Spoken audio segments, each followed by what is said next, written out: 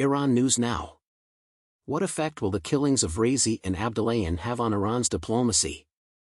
Here's a preview of the international agenda for the next Iranian president and foreign policy czar as the Iranian people get ready to choose a new leader. On Sunday, in a hilly region of Iran's northwest, a helicopter crash killed President Ebrahim Raisi and his colleagues. In Tehran, Iranians attend a funeral ceremony for the departed. Last year, Iran joined the BRICS group and achieved full membership in the Shanghai Cooperation Organization thanks to their diplomatic efforts. Conservative politician Ali Alizadeh dubbed him the Soleimani of diplomacy, and the Islamic Revolutionary Guards Corps rallied around him, making him an important conservative figure. Second, the new Iranian government will not change Iran's support for Hamas or its position on the Palestinian issue. After the Second Karabakh War, Iran's government strongly opposed the opening of the Zengezur corridor, which would have allowed Azerbaijan and Nakhchivan to circumvent Iran and Armenia on their way to Nakhchivan. Addressing the European Union Commissioner for Neighborhood and Enlargement, Foreign Minister Israel Katz adamantly states that acknowledging a Palestinian state is the same as abandoning the hostages. Katz informs Hungarian envoy Oliver Varhelyi that Spain, Norway, and Ireland choose to assist with the Nukba terrorists and to feed the terror beast, in reference to Hamas forces. The unconditional release of the hostages is an essential prerequisite for a Gaza ceasefire, according to Varhelyi, who also insists that Hamas should leave the territory.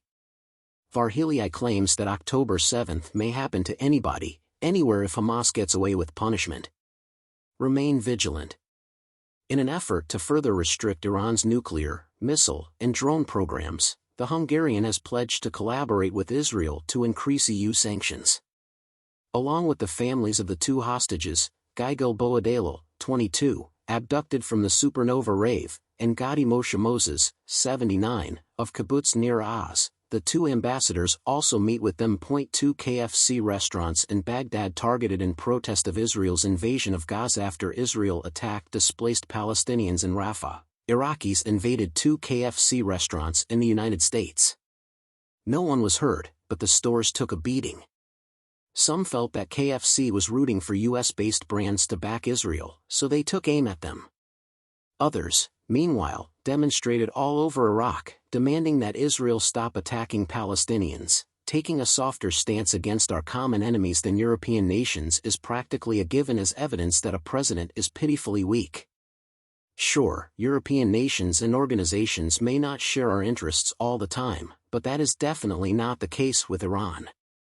Indeed, Iran devolves considerable resources into subtly criticizing America, referring to us as the Great Satan, and launching proxy wars against American forces and interests overseas.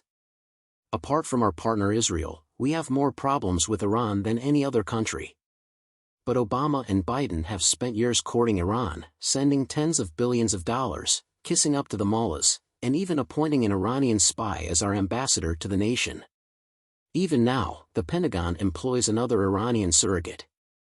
In a Memorial Day news dump, we find out that the Biden administration is pleading with our European friends to stop pressuring Iran to abandon its nuclear weapons program.